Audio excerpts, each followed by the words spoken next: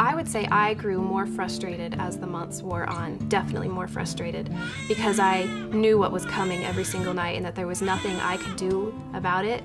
And I would get frustrated, just, look, what do you want? I have tried everything. I love you, I want to comfort you, I'm trying my hardest, but it's not good enough. We use the term the period of purple crying to talk about this crying that occurs in the first few months of life. And we do that because the letters of the word purple each stand for one of the characteristics which is so frustrating for parents. The first P stands for the peak pattern, where the amount of crying that occurs per day goes up and up and up until the second or third month of life and then decreases. This crying can be either a lot or a little at the time of the peak crying. The U is for the fact that most of this crying is unexpected. It starts and it stops for no apparent reason, either in the environment or in the baby. And it is very frustrating to parents for that reason. The R is for the fact that these crying episodes are resistant to soothing no matter what you do. They're not related to feeding, they're not related to dirty diapers. So even though some of these bouts are unsoothable, it's still good to try to soothe the babies. If you do, you can reduce the crying by as much as 50%. The second P is because the baby looks like it's in pain even when it's not. And the L is for the fact that the crying bouts that go on at this time are very long. Some of them can be an hour or 2 hours in length. And they can cry as much as 5 or 6 hours a day and still be completely normal. The E is for the fact that it tends to cluster in the evening or the late afternoon, just when the parents are the most tired. All of these things together are frustrating, and they're frustrating in and of themselves, and when they all occur at the same time, they can be terribly frustrating for parents, even though the baby's totally normal. I couldn't make him stop crying. So I got frustrated, I felt like the worst mom on the planet. I felt like maybe I had a bad baby. Knowing about the period of purple crying is very important because it allows you to plan ahead and know that this stressful, frustrating crying period is going to happen. And when you know that, you can do things for yourself and especially for other people who are going to take care of your infant to prevent that from happening. I would just feel better about turning over Jack to somebody at that point in his life if we both understood what the period of purple crying was. If the caregiver, I could explain exactly, and they would know exactly what he's going through, that they're going to deal with the same problems that I've been dealing with that I need to take a break from. And I would have been more comforted had I known, you know what, you may not be able to calm this baby down, and that doesn't mean there's anything wrong with you, and there's nothing wrong with your husband, and there's nothing wrong with that baby. It's just normal. Finding out in the end that there is nothing you can do. You can't fix the problem. It took a lot of stress off of everything. There's one very serious consequence that can come of this if parents aren't aware of it, and that is the condition we know of as shaken baby syndrome. And shaken baby syndrome happens at that instant when, in the midst of this frustration, the parents, the caregivers, whatever, whoever's taking care of the baby, just lose it. And they hear the crying, they're frustrated by it, they pick up the baby, and they shake the baby and say something like, "Don't do that. Why are you crying?"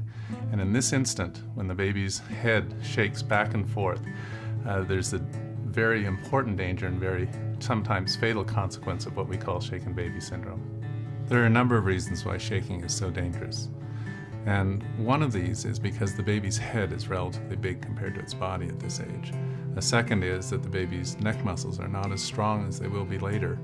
But the most important reason is that the adult who does the shaking is so much stronger and so much more powerful than the infant.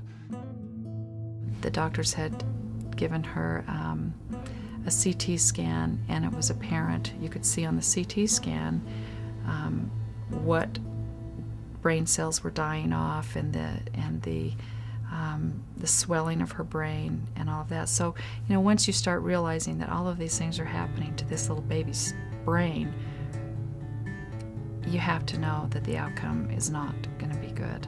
Now, this damage, unfortunately, causes very serious consequences. Some of that is blindness, some of that is difficulty with motor function like walking, talking, and so on, and also later learning disabilities and difficulty with behavior, and unfortunately, in the worst case scenario, they can even cause death. It was totally beyond my comprehension that something could have happened that caused Kelly to be in such a way as she was. She was so damaged. I know that he loved Elijah. I know that he regrets what happened. But for one reason or the other, he lost absolutely all control that day. Fortunately, there are some things you can do to prevent this from happening that can also help to comfort your baby. We have what we call 3 action steps that are helpful. And the first is that when your baby cries, you want to increase the carry, comfort, walk, and talk responses that you do. Remember that some of the times, most of the times it will help, but the baby will still continue crying sometimes, and that's okay. The second thing is, if the crying continues and it's very, very frustrating for you, it's okay to walk away. Put your baby down in a quiet place, make sure it's safe, and walk away from the baby and gather yourself together again. And the third thing, very important, never ever shake or hurt your baby. I think that parents really need to know that, some people, their baby won't cry to the levels that will absolutely frustrate them. But there are families who will have crying babies and have moments with their children that will cause them to get frustrated. And that frustration is okay. It is absolutely okay to feel frustrated. I didn't know that. That was another thing that compounded, made me feel even worse as a parent, because I didn't know it was okay to be frustrated. It's okay to be frustrated. It's what you do when you get frustrated. And I think the biggest thing that we have to stress is set the baby down in a safe place. Make sure the baby is safe and walk away. Whether it be 5 minutes and you go back and check on the baby, whether it be 10 minutes and you go back and check on the baby.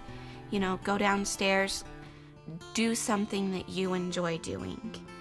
But you can't calm that crying child when you're already frustrated. You have to calm yourself and then try to go back and calm the child, because it's probably not gonna work if you do it any other way. It's important to let everybody who takes care of your child know about the period of purple crying and how frustrating it can be. And you may also want to be careful about who you leave your baby with. If they're going to be frustrated by the crying, then it's probably better not to leave your baby with those relatives or friends or whoever else it might be. And you want to make sure that at some point your doctor or your physician or your healthcare worker gets a chance to examine your baby to make sure there's nothing else causing the crying. And finally, take care of yourself. Do whatever it takes to give yourself a break, to have some respite, to enjoy music or whatever it is that calms you down. And it seems like you will not make it out of this time, that these few months are going to last forever. But they really do pass, and it's not your fault. It's not anything you're doing wrong, and it's not anything your baby's doing wrong, and you will survive. And Jack was on kind of the extreme end of it. He was a very colicky baby, but he was a healthy baby, and he, just like any of the programs show, that he turns out just fine. He sure did.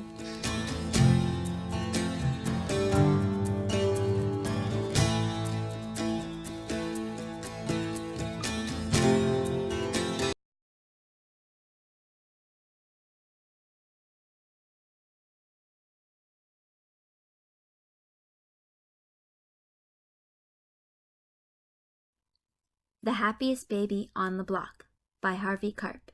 The new way to calm crying and help your newborn baby sleep longer. This method is based on 4 concepts: the missing 4th trimester, the calming reflex, the 5 S's, and the cuddle cure. Let's start with the missing 4th trimester. In order to know how to calm crying babies, you have to know why they cry. That's where the missing 4th trimester comes in. Basically, it's the idea that babies are born 3 months too early. That's why they're not able to smile, coo, or even turn over yet, as opposed to a horse, let's say, that can run within days after being born. In their first 3 months after being born, babies still crave the constant soothing sensations and nourishment they were receiving in the womb. So if you fulfilled all of your baby's needs, such as feeding, burping, changing diaper, etc., and your baby is still crying, you can be sure that's your baby's unintentional way of letting you know they want to be back in the womb. So the solution to their crying would be imitating the sensations of the womb. As a matter of fact, babies are born with a very useful reflex that is triggered by imitating those sensations: the calming reflex. This reflex is carried over for a few months after birth to keep our infants calm. But just like there is an exact way to trigger a person's knee-jerk reflex, there's a specific way of triggering a baby's calming reflex, particularly the 5 S's. The first S is swaddling. Although not as great as an actual skin-to-skin cuddle, swaddling is a cozy substitute for those times baby is not in your arms. Swaddling doesn't actually stop crying in and of itself. Rather, it prepares babies for the other S's that do actually activate the calming reflex. It does this by preventing a baby's arms from uncontrollably flailing all over the place, so he can feel secure and actually pay attention to your calming attempts. Dr. Karp suggests the down, up approach for swaddling. If done right, swaddling allows a baby to sleep for a few hours longer at night, anywhere from 3 to 6 hours at a stretch. But remember, loose blankets are a breathing hazard. Don't wrap too loosely, and don't swaddle a baby with arms bent to prevent this. Also, don't worry about tightness or hurting your baby either. You can feel a baby's ears to check for overheating. If they're red, hot, and sweaty, baby is overwrapped. Try removing a layer of his clothes first. Your baby may continue to cry and protest throughout the wrapping, but that's just because he needs some time to gain control and doesn't know he's just moments away from happiness. The second S is the side stomach position.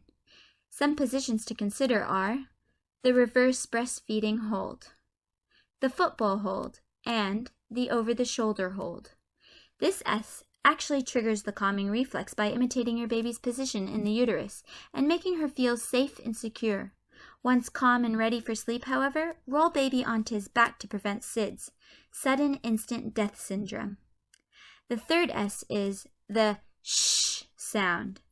This S also triggers your baby's calming reflex. Many people automatically shush babies softly when they begin to cry, but that usually doesn't do anything for calming. The whooshing sound your baby heard in the uterus was as loud as a vacuum cleaner. That's how loud you have to be to calm your crying baby. But don't worry, your baby won't hear it that loud. For the first few months after birth, her ears are waterlogged with fluid, and she has thick, insufficient eardrums. Silence is more of a shock to her than the loud shh sound she was hearing 24 hours a day in your uterus. When your baby cries, quickly raise the volume of your shh to match the noise level of your baby's crying. As your baby begins to settle, you can lower the sound of your shushing or replace with a moderate white noise substitute, such as a white noise app, a fan, or noisy appliance to keep baby from returning to cry. Some of these substitutes are great to use during naps and nighttime sleep, as the mere addition of white noise may extend a baby's sleep by an hour or two. The fourth S is swinging. When your baby was in the womb, it was constantly being moved around. That's why swinging is another way to switch on your baby's calming reflex. There are 3 key points to keep in mind for successfully using swinging to calm your frantic baby. 1. Start out fast and jiggly. 2. The head jiggles more than the body. When you jiggle your baby, allow your hands to be relaxed just enough to allow the head to wiggle like jello. Without this, you probably won't activate the calming reflex. 3. Follow your baby's lead. The vigor of your motion should reflect the level of your baby's crying. You can reduce the pace the calmer your baby becomes. Remember, swinging is not the same as shaking and does not cause shaken baby syndrome. When jiggling, your motions are fast but tiny, with the head moving 1 to 2 inches from side to side at most, always staying in line with the body. There's no whipping action with the body and head going in different directions as there is with shaken baby syndrome. Swinging can also help your baby nap better or sleep longer at night, although most babies don't need to swing all night to sleep well. The final S is sucking. Sucking allows babies to settle down, let go, and fall asleep. It does this by satisfying their hunger and turning on their calming reflex. Babies may suck to eat, but they can also suck for non-nutritive reasons.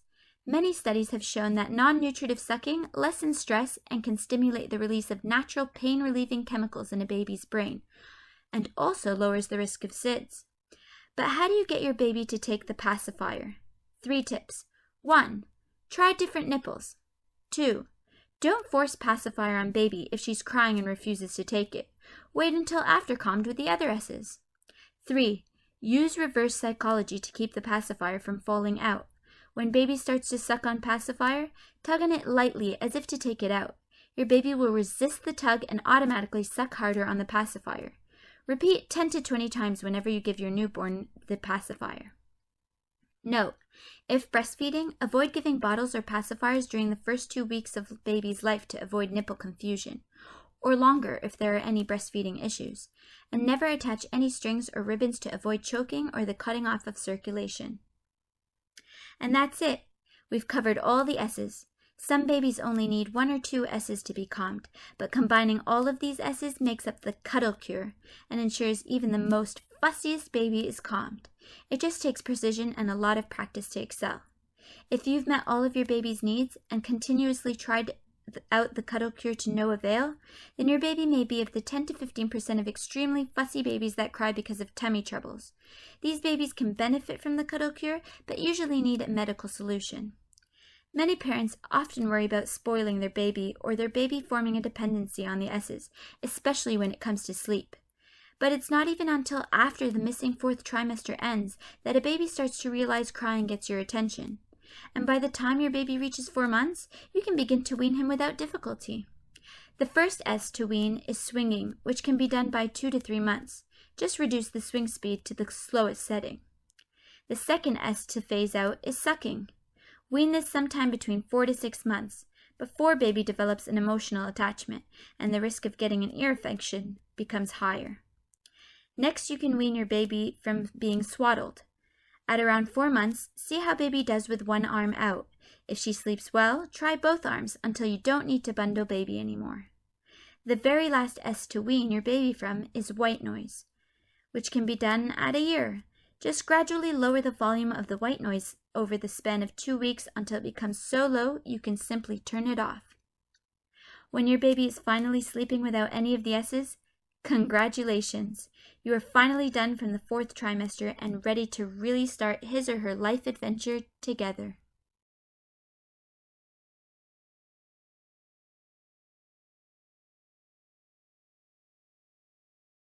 There are 5 ways of turning on a baby's calming reflex. They're called the 5 S's. The first S is swaddling, which means tight wrapping. I do what's called the do-do wrap, which stands for down, up, down, up. The first wrap of the blanket is down over the shoulder and around, so that first arm is snugly at the side. The next step is bringing the blanket up from the feet, and I tuck it over the shoulder. The third step is bringing the blanket over the other shoulder and just holding it right over the heart, like you're tying a package. And then up and across, that's the belt that holds it all together. And you come just with that.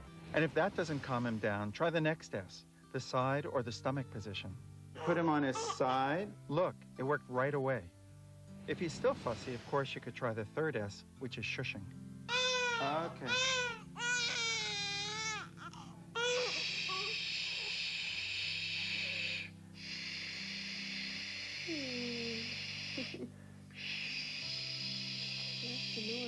You shush as loud as he's crying. How long will that work? Forever. The fourth is swinging. So it's a little tiny jiggly motion of the head. It's not a big movement, it's just a little jiggle. And if he's still crying after all of that, try the 5th S, which is sucking. You can use a pacifier or your finger or put your breast in his mouth. Any of those can turn on the calming reflex.